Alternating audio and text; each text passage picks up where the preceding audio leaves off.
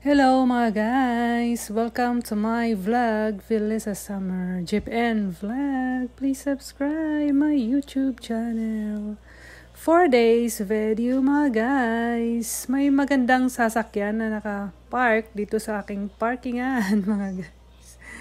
Ito ay pinapahiram sa akin ng Toyota dahil pinapaayos ko nga yung aking Noah.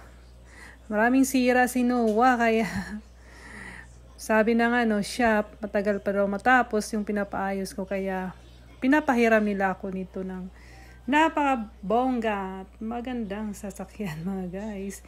Hindi yata sila natakot sa akin na pinapahiram ito. Hindi nila alam na pwede ka tong dalhin sa Pilipinas. So, i-drive sa Pilipinas.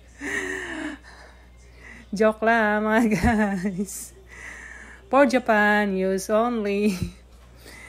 Pinapahiram nila ako dito. Hindi yata sila natakot sa akin na magpahiram ng magarang sasakyan, mga guys. Ito ay isang Toyota hybrid system. Yan pagising ko sa umaga, nakita ko itong magandang sasakyan na ito. Marunong kaya ako mag-drive nito. Basta tumatakbo mga guys, kaya ko yung i-drive. Tingnan ko nga kung paano ito mamanihuin mga guys. Napakagandang sasakyan naman ito. Ito ay pahiram lang talaga sa akin mga guys. Walang bayad yung magpapahiram sila ng sasakyan. Di naman binabayaran. Binabayaran ko lang yung aking pinapaayos na Toyota mga guys. Ito ay isang Toyota din. Naka-hybrid ito mga guys. Hybrid system. Ang pag-operate nito, lahat computerized. Subukan ko nga i-drive ito mga guys. Tingnan niyo. May nakalagay kasi dito sa yung pag-open ko, pagbukas ko ng pintuan. May nakalagay na apakan daw yung brake bago i-start. Subukan natin. Yung nakalagay sa panel board, apakan yung brake. Tapos start na siya. Yun, mabilis naman siyang naka-start. Wala siyang tunog mga guys dahil ito nga ay hybrid system ng Toyota. Ayan. Hindi ko lang alam kung anong model ito. Anong year ito. Pero sa tingin ko, naman siya, naka 22,000 na yung takbo niya mga guys. Parang, yata ito.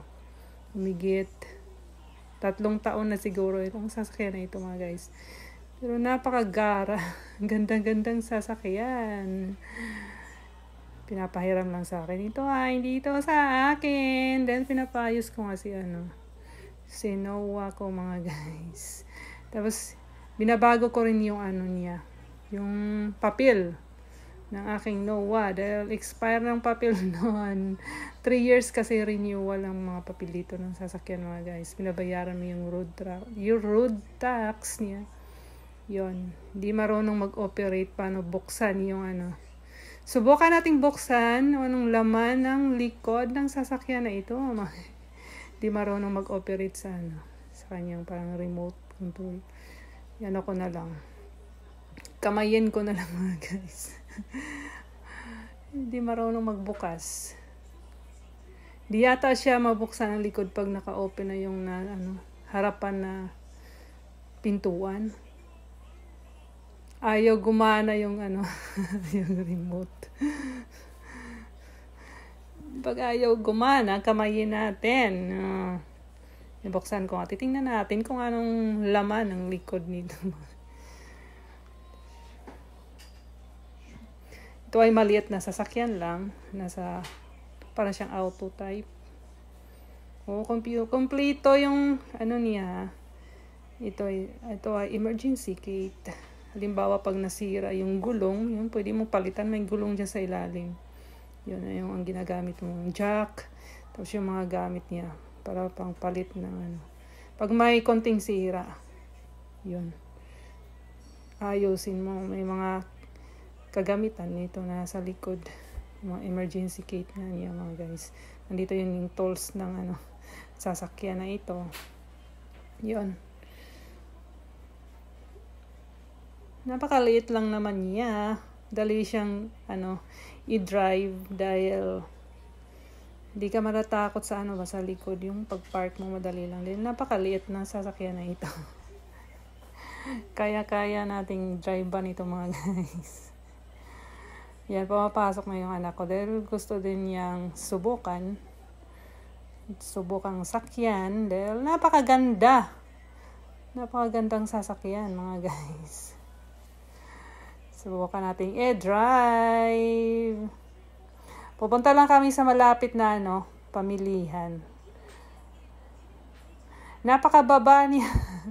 Yung aking Noah kasi mataas yun. Pag sumakay ka, mataas. Ito napakababa lang niya, para ka lang nakadapa. Napakagarang sasakyan mga guys. Bagong-bago. Yun. Bagong model ng kanilang sasakyan ito. Pero parang nasa 1 year o 2 years na siyang ginagamit ng mga empleyado ng Toyota. Sinusubukan nga ito na yung mga nagpapaayos daw ng sasakyan. Tapos iniiwan yung mga sasakyan nila doon din. Ito naman na yung ginagamit na pahiram na mga sasakyan. Ayan. Bukas ibabalik ko naman ito doon sa shop dahil matatapos na daw yung yung pinapagawa ko kay Noah ko. May miss ko na si Noah mga guys. Ito yung kanyang navigation system. Meron siyang road map. Yung kanyang panel board na nasa harapan ng driving, nasa harapan ng steering wheel mga guys. Yun. Tapos nagsasalita siyang mag-isa. Hindi ko alam ano sinasalita. Napaka high-tech ng sasakyan ito mga guys. Nagsasalita siya pag hindi ka nagagalit siya pag hindi ka nag-seatbelt. Ganyan. Tapos nasubukan ko siya. Nag-green na yung traffic light tapos hindi pa ako tumatakbo. Nagsasalita siya mga guys. Pinagsasabihan niya yung driver na bakit ka nag-stop green na yung traffic light. Ganyan siya Yon. Sasalita siya mag-isa.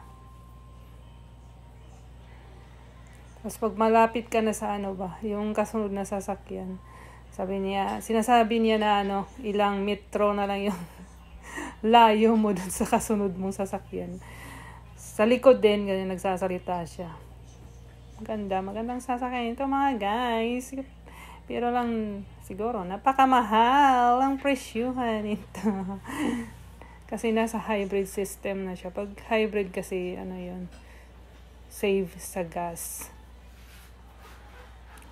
Malayo na yung takbo mo, pero napaka-save ng